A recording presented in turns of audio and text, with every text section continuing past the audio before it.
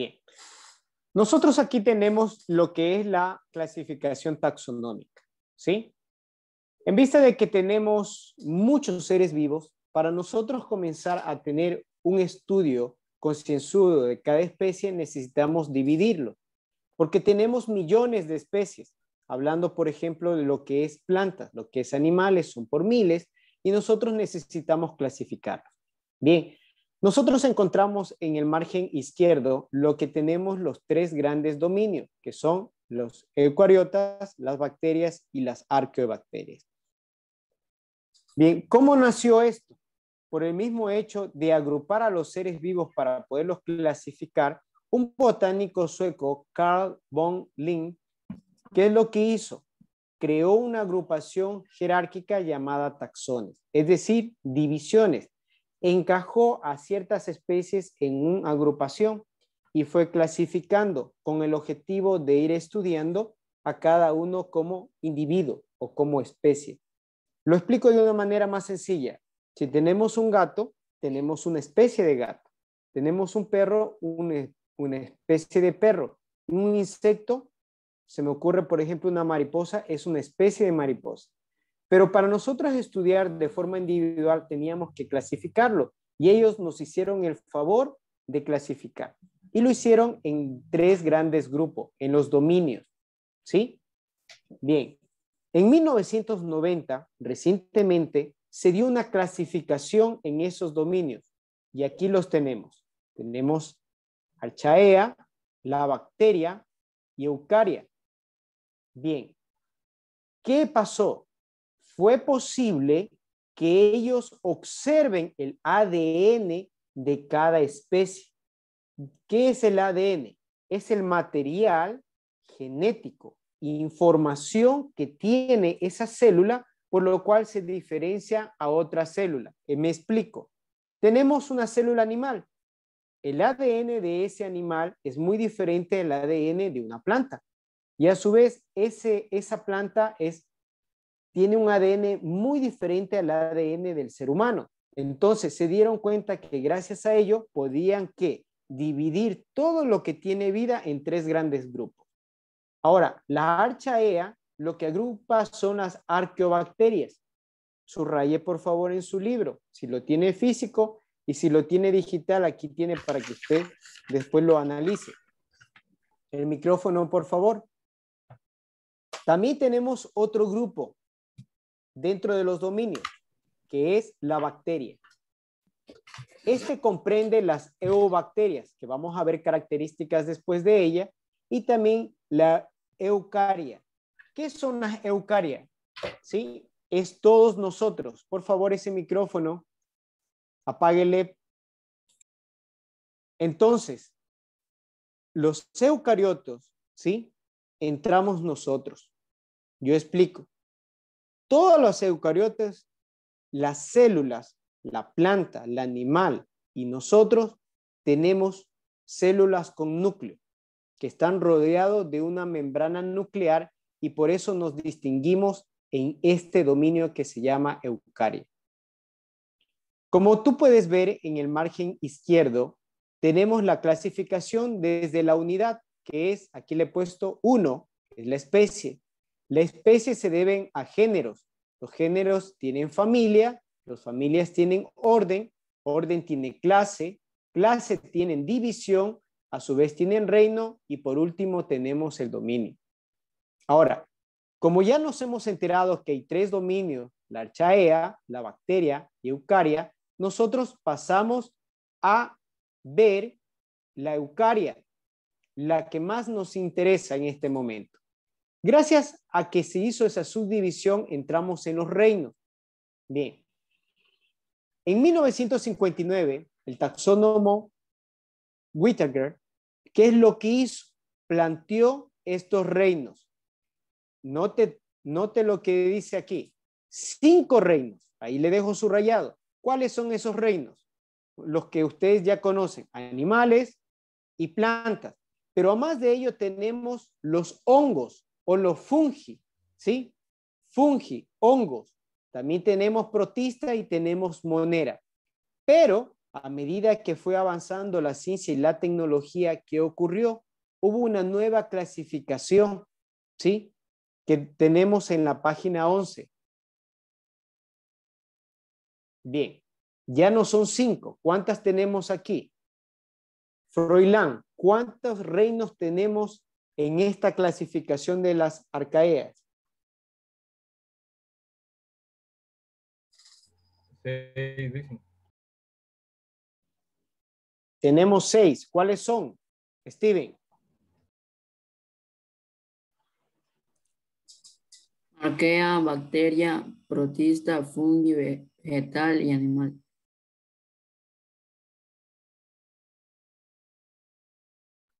Bien, entonces hablemos de las arqueas. ¿Qué son las arqueas?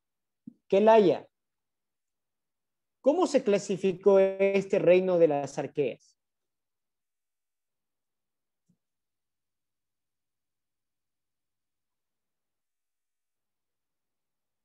En microorganismos unicelulares. Ya.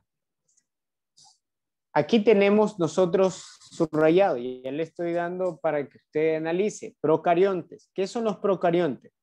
Estos microorganismos unicelulares procariontes son los que no tienen núcleo, ¿sí? Y viven en condiciones extremas. Por ejemplo, en el subsuelo nosotros encontramos estas arqueas. Nosotros también podemos encontrar donde hay salinidad, también las arqueas. ¿Qué es lo que pasa? Este tiene una reproducción asexual.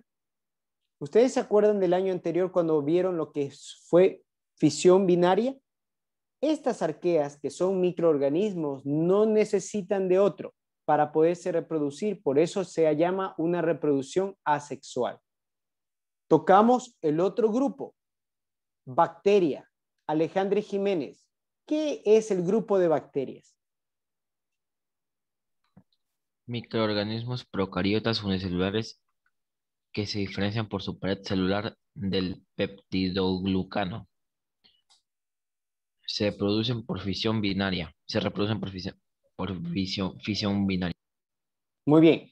Igual forma se reproduce de una forma sexual, no necesariamente tiene una pareja para poder reproducirse, pero aquí hay una diferencia. ¿Por qué nació esta nueva modalidad? Simple. A ver, si me prestas atención, se diferencia a la arquea porque tiene una pared celular peptidoglucano.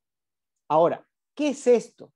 Bien, dentro de la clasificación se dieron cuenta que estos microorganismos, que también eran procariontes, que no tenían núcleo, en su pared, lo voy a decir de una forma sencilla, tiene una doble protección. ¿Sí? La arquea tiene solamente una membrana y en el caso de la bacteria tiene dos. Ese peptidoglucano es a base de proteínas, ¿sí? Y de enzimas que está formado para la protección de esas bacterias. De hecho, la bacteria es mucho más estudiada que la arquea, porque la arquea no se la encuentra con facilidad. Ese recién es un estudio nuevo que se han dado cuenta de que existe estas dos diferencias, tanto la bacteria como la arquea. Ahora, dentro de esa clasificación de ese dominio, de las eucariotas, también hay una subdivisión que es un reino protista. Ahora, mira tú, ya no estamos hablando de procariontes. Dentro de los protistas ya encontramos células con núcleo, por eso se llaman células eucariotas, ¿sí? Y estas pueden ser de índole unicelular, es decir, una sola célula, como puede ser pluricelular, varias células. ¿Qué incluye ahí? Aquí tenemos a quienes, los protozoos. ¿Tú has escuchado la malaria? Es una enfermedad provocada por un parásito que vimos el año anterior y es producido por el vector que es el mosquito. Este es un protozoo o, como tú le llamarías, una microlombriz o es un protista, ¿sí? Un protista que causa una enfermedad. También se encuentran las algas, también se encuentran los hongos dentro de este grupo. Mucilaginosos. Ojo con este, porque dentro de ese dominio de los eucariotos también tenemos otro grupo que se llaman fungi. Explico. Esos fungi son nada menos que células eucariotas, pero tienen una particularidad. Son heterótrofos. Bien, pregunto, ¿qué es heterótrofo? Eso ya vimos años anteriores. Galo, ¿qué es heterótrofos? Vamos entendiendo el enunciado. ¿Qué son heterótrofos?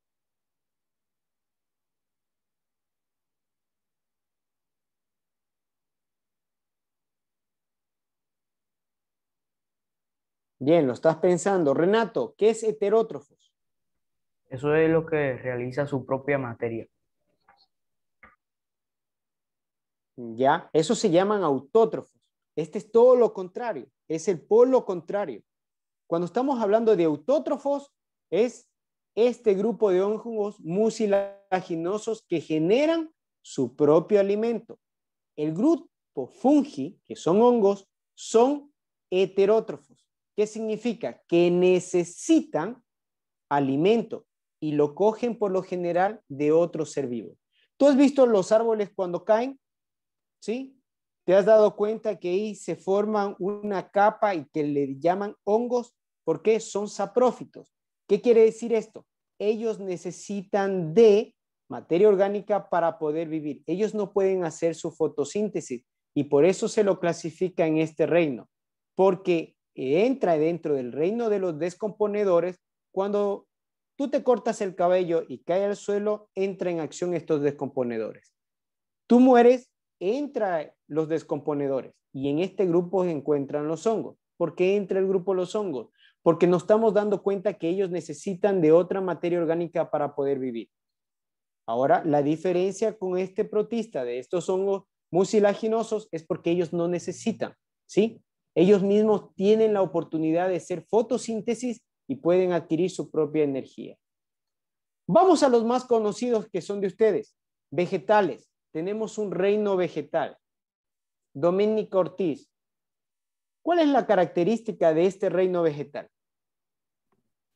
Que son organismos multicelulares, eucariotas y autótrofos. Se clasifican según la presencia o la ausencia de tejidos vasculares de transporte.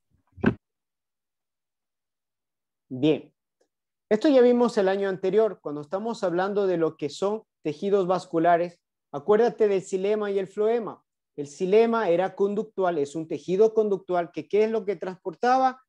La savia bruta, ¿sí? El xilema y el floema lo que hacía es transportaba los minerales, ¿sí? La glucosa y la savia elaborada. Ahora, los vegetales son autótrofos. Ahora sí lo que dijo Renato, ¿sí? Son los que hacen su propio alimento gracias a la energía solar y también los minerales que adquieren del suelo y ellos generan su propio alimento y no necesitan de otro ser vivo. A diferencia del animal, Daniel Díaz, ¿cuál es la característica del reino animal? Son organismos multicelulares, eucariotas y autótrofos. Sus células carecen de pared celular y su movimiento depende de células contractiles. En su mayoría se reproducen sexualmente. Su taxonomía está generalmente regida por la presencia o la ausencia de la columna vertebral y agrupada a los animales invertebrados y vertebrados. Bien, dividen entonces una clasificación por esto. Nosotros podemos encontrar animales unicelulares como también pluricelulares. Cuando estoy hablando de algo muy pequeño, podemos hablar de una nigua, podemos hablar de una pulguita, podemos ver algo macro como una ballena o un elefante. Pero aquí dice, carecen de pared celular. Recuerda que la célula animal no tiene pared celular, ¿sí?